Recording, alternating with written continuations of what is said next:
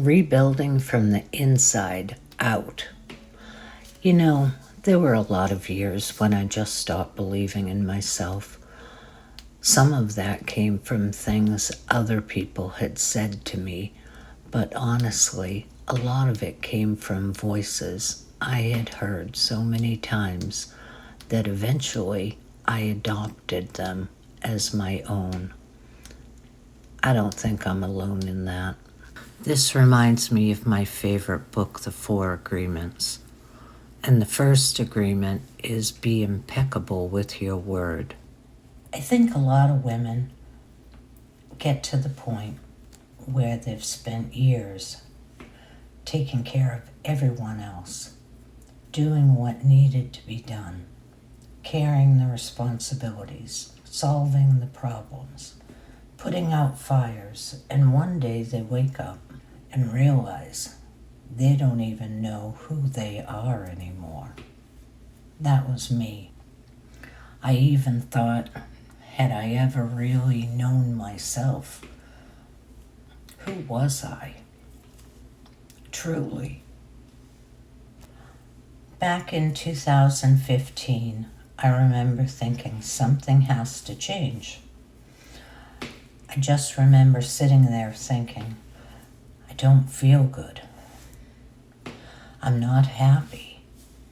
And I'm tired of pretending that I am. I was reading self-help books, listening to audiobooks, making gratitude lists. I even tried a happiness challenge called 100 Days of Happiness.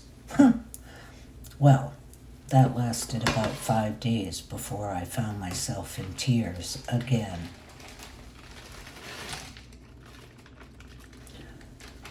I would always end up right back where I started.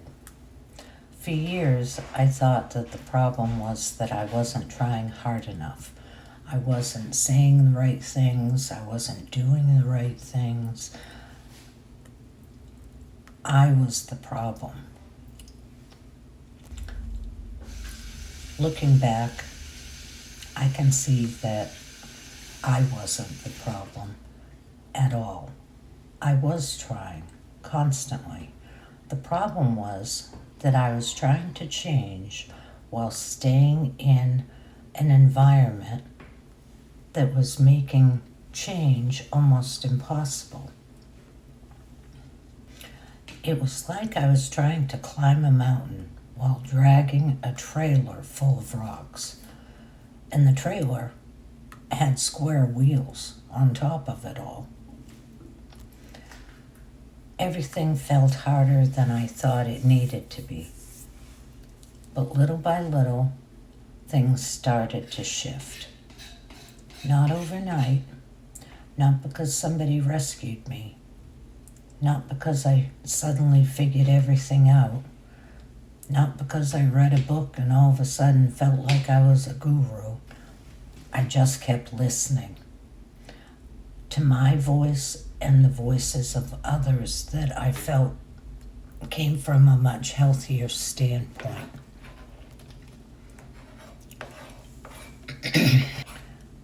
I just kept taking small steps, and over time, those small steps added up. I started noticing how I was changing. I started noticing differences in the way I thought and differences in the way I handled certain situations. I was listening to books on repeat to reframe my brain and the way I thought about everything and everyone. I started changing the conversation in my mind to remind myself that, hello, Stephanie, I thought we weren't going to think about this person, situation, or event any longer. Then I would literally pick a new thought. The process was there, and it helped me get back into the present moment. I've had a pretty unusual life. I started out working in finance in Boston. I worked in high-tech manufacturing. I've worked in quality assurance and ISO documentation. I worked in graphic design. I've drove semi-trucks across the whole United States, solo, for 10 years. I had bought a passenger van and converted it into a camper van, almost all by myself.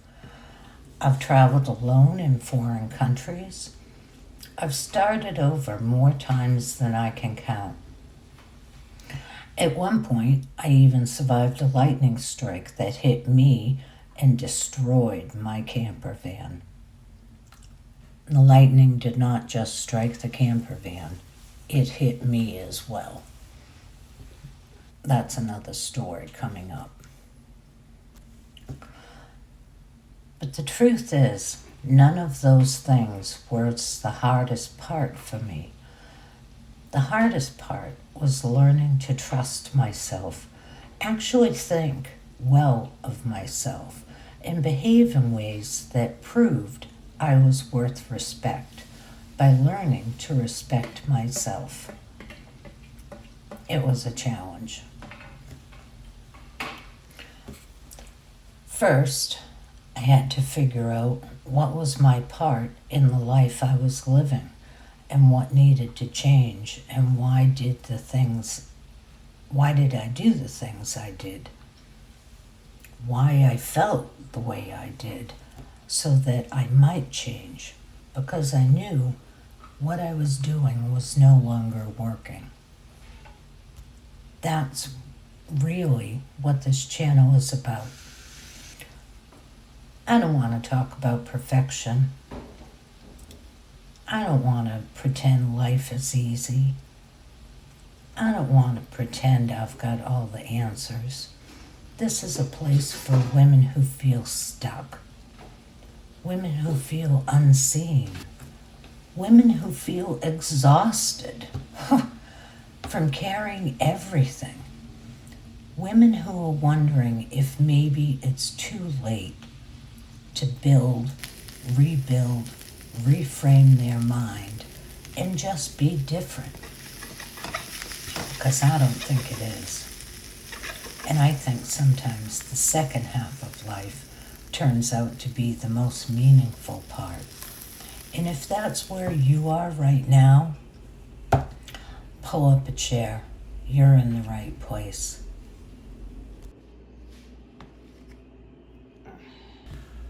Honestly, I need to admit something. I haven't filmed myself talking to a camera like this in over 4 years. I deleted this video and re-recorded it more times than I want to admit. Even doing something I care about this much, I was still critical of myself the whole way through. Concerned about telling my stories, making myself vulnerable. So let me ask you, do you ever feel that way? Like what you do, some part of you says it's still not good enough? I wish I could share my meal with you, but I can't. But what I can share is my next story that will be here next Saturday at 8 a.m.